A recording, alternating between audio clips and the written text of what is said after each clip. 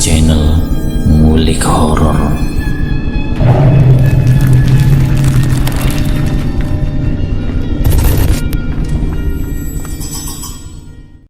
Assalamualaikum warahmatullahi wabarakatuh. Jumpa kembali di channel Ngulik Horor.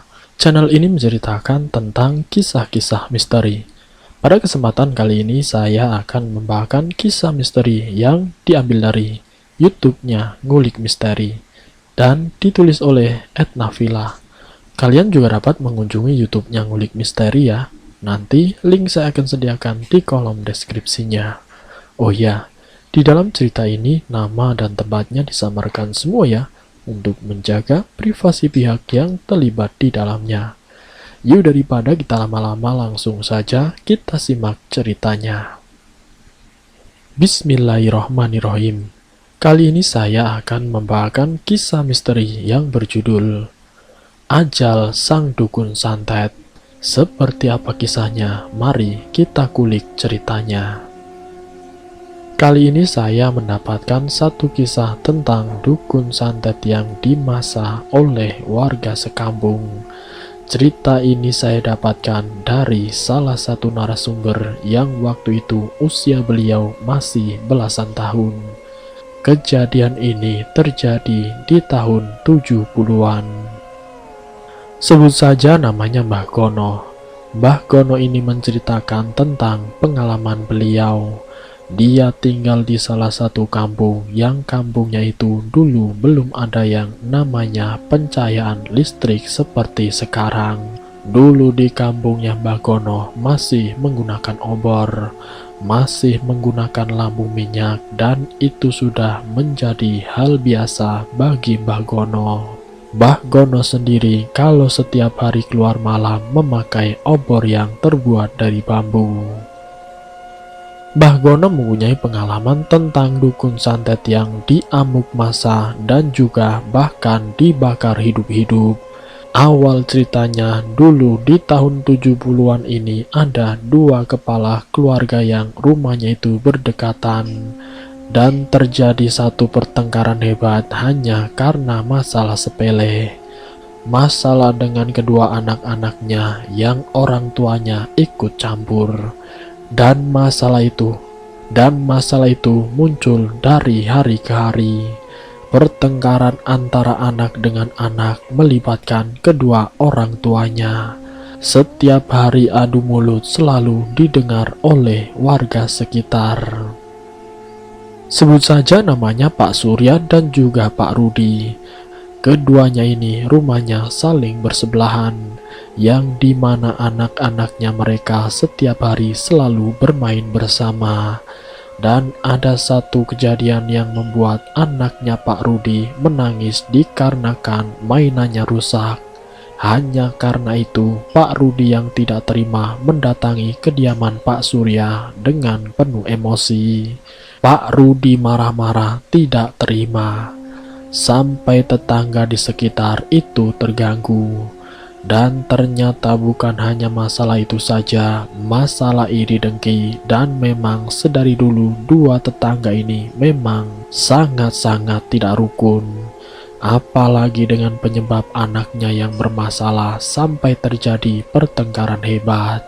Segala ucapan kasar dilontarkan oleh keduanya.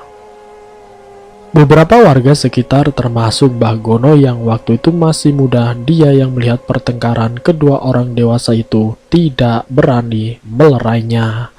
Mbah Gono hanya bisa menyaksikan pertengkaran itu. Rumah yang tadinya tidak berpagar, sekarang kedua rumah itu sudah ditutup dengan tembok dan gerbang yang tinggi.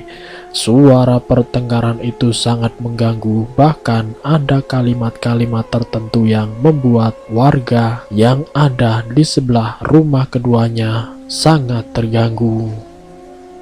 Dasar bangsat, tunggu saja pembalasanku Pak Surya.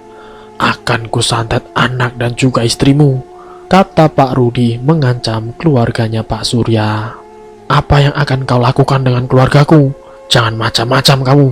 Pak Surya pun mencoba membalas bentakannya. Dan setelah perdebatan itu tidak berselang lama, kejadian itu benar-benar terbukti. Apa yang diucapkan oleh Pak Rudi terbukti. Keluarga dari Pak Surya, yaitu anak dan istrinya, tiba-tiba sakit-sakitan. Anak dan istrinya setiap malam selalu meringis kesakitan. Bahkan perut istrinya Pak Surya membuncit seperti hamil 9 bulan. Sementara anaknya selalu menjerit meminta tolong. Ampun, ampun, tolong Pak, tolong.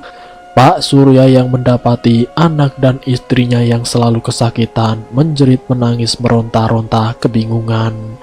Kenapa dengan anak dan juga istriku? Sampai 1 minggu lamanya keduanya ini selalu meronta-ronta kesakitan. Perut yang keras dan semakin membesar.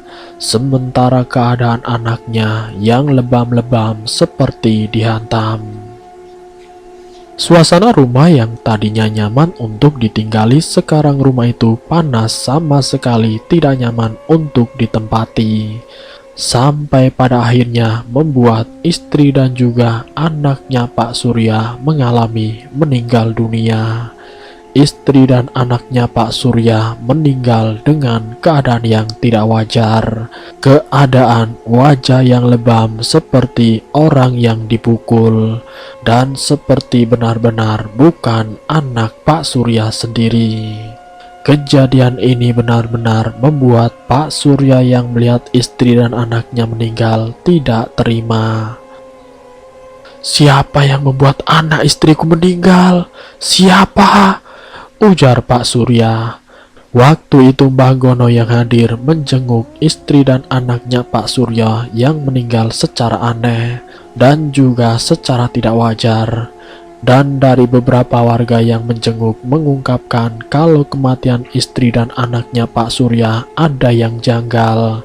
Dan hal itu tidak jauh dari kata santet.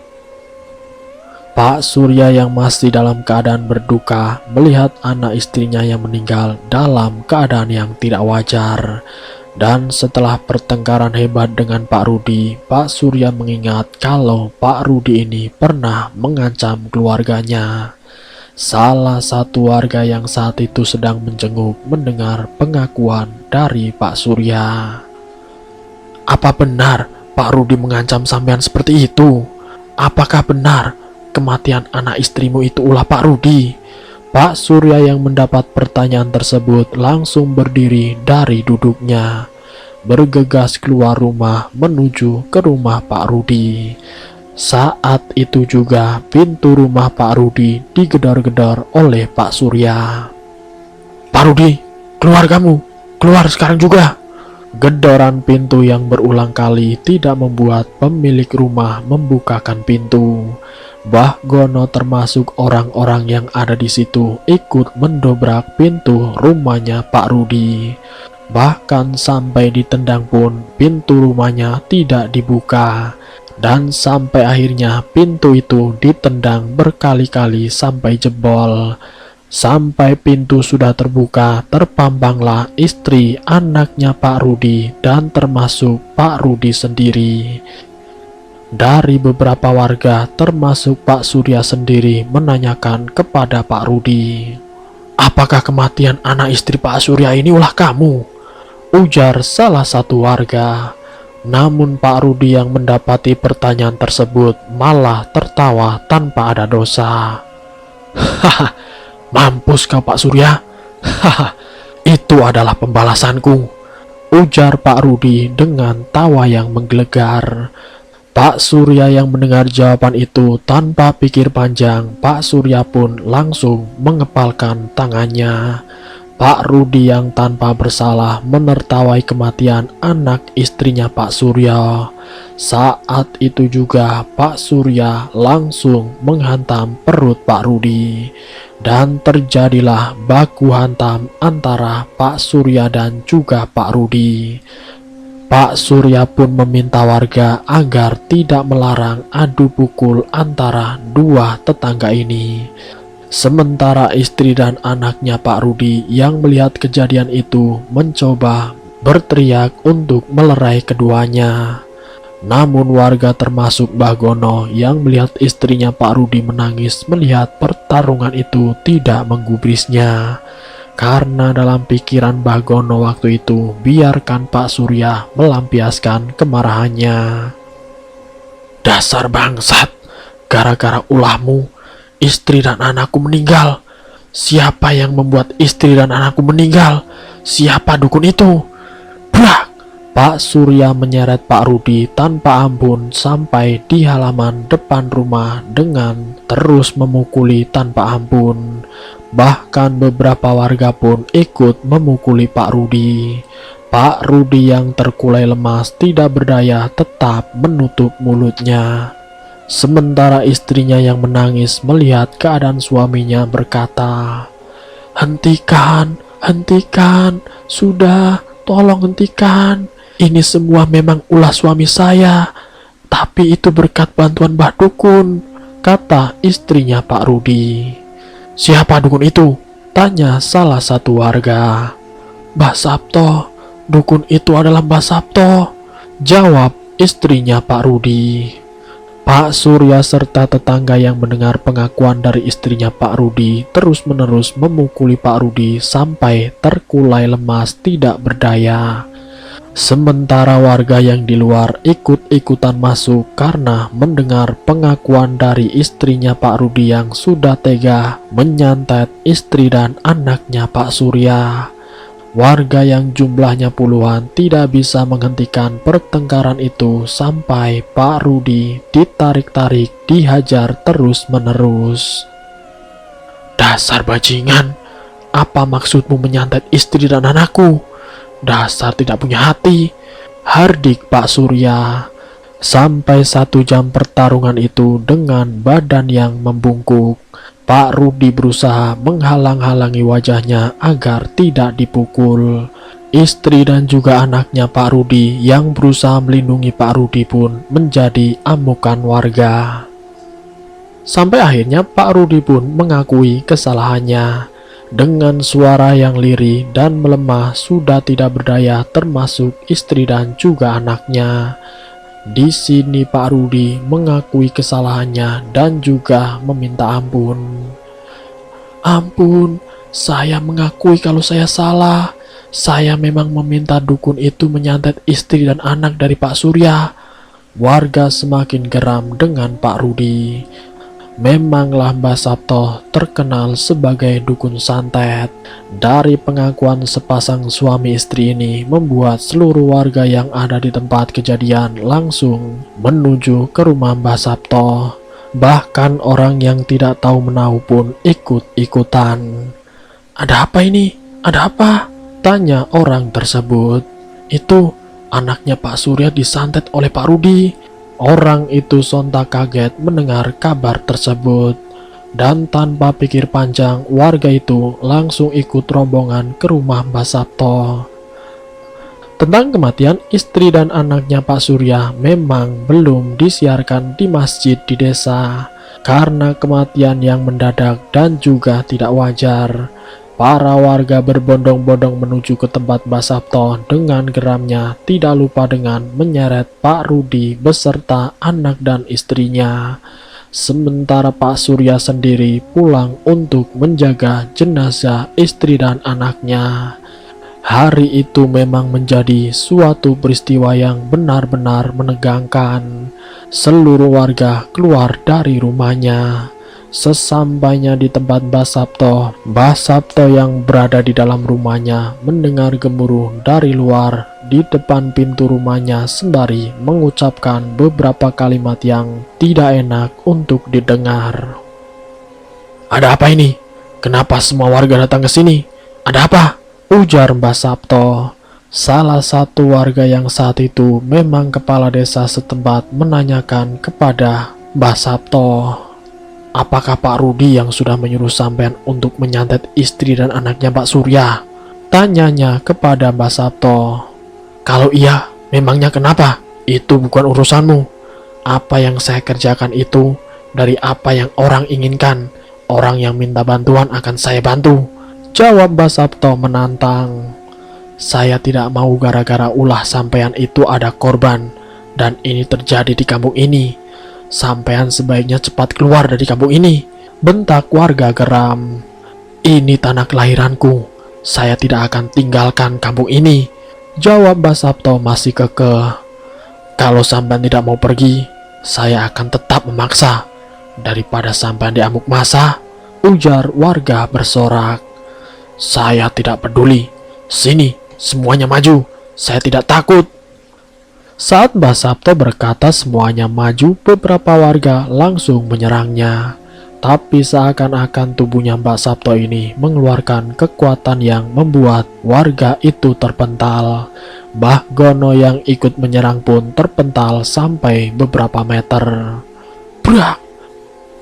Tanpa pikir panjang, warga yang lain langsung datang mengeroyok Mbah Sabto.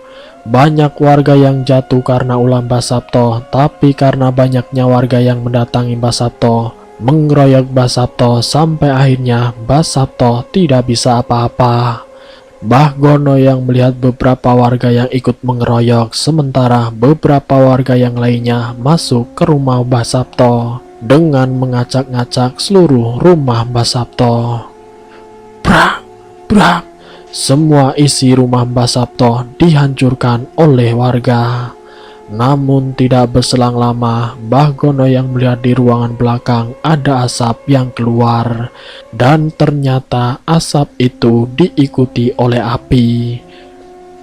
Kebakaran! Kebakaran!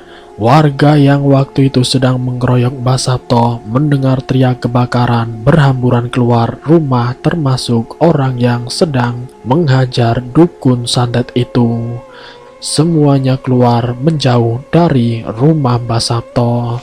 Sementara Mbah Sabto yang terluka parah dibiarkan begitu saja. Api yang terus membesar dari dalam rumah Mbah Sabto sampai puing-puing atap menimpa tubuh Mbah Sabto yang membuat tubuh Mbah Sabto terbakar. Dalam keadaan terluka parah, Mbah Sabto pelaku dukun santet terbakar hidup-hidup di dalam rumahnya sendiri.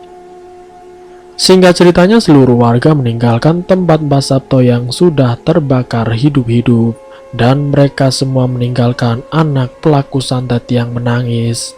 Mbah Gono dan warga yang dalam keadaan terluka parah yang dibantu dipapa oleh beberapa warga sampai ke tempat Pak Surya.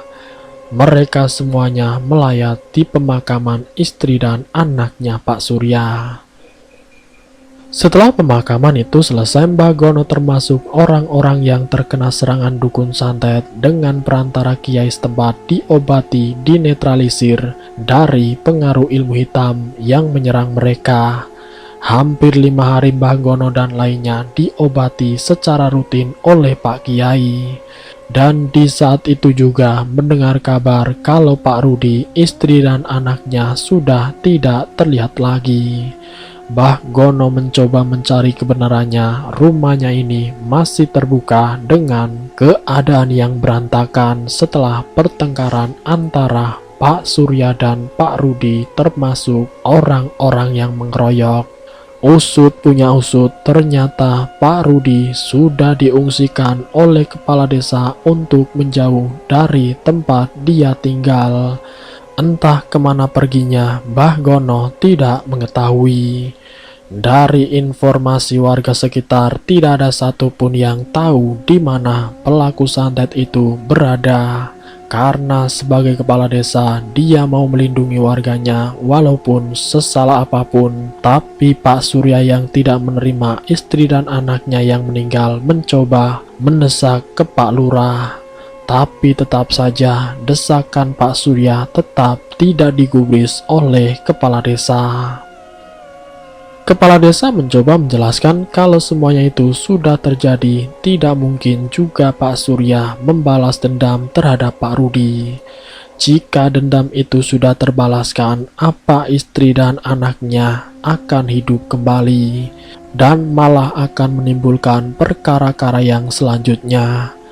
Pak Surya sendiri yang dibimbing oleh Pak Kiai agar berusaha sabar dan mengikhlaskan apa yang telah menimpa dirinya. yaitu dengan anak dan istrinya yang sudah meninggal dunia dalam keadaan yang tidak wajar, dalam keadaan meninggal yang sangat mengenaskan. Sekarang Pak Surya sudah menyadari bahwa itu semua sudah kehendak dari yang di atas. Dan sekarang Pak Surya sudah mengikhlaskan apa yang sudah terjadi di dalam keluarganya. Dan selesai. Dari kisah Bagono ini yang pernah menyaksikan tetangganya yang bertengkar yang mengakibatkan anak istrinya meninggal akibat santet, dan juga yang membuat dukun santet terbakar dalam keadaan hidup-hidup di rumahnya sendiri. Semoga kisah ini menjadikan pembelajaran untuk kita semua, dan semoga kita semua selalu tetap dalam lindungan Allah Subhanahu wa Ta'ala. Ambil sisi positifnya dan buang jauh-jauh sisi negatifnya. Terima kasih untuk kalian yang sudah mampir di channel kami. Jika kalian tertarik dengan video kami, silahkan tekan tombol like, share, dan komen. Tekan subscribe untuk mengikuti video-video kami yang selanjutnya. Wassalamualaikum warahmatullahi wabarakatuh.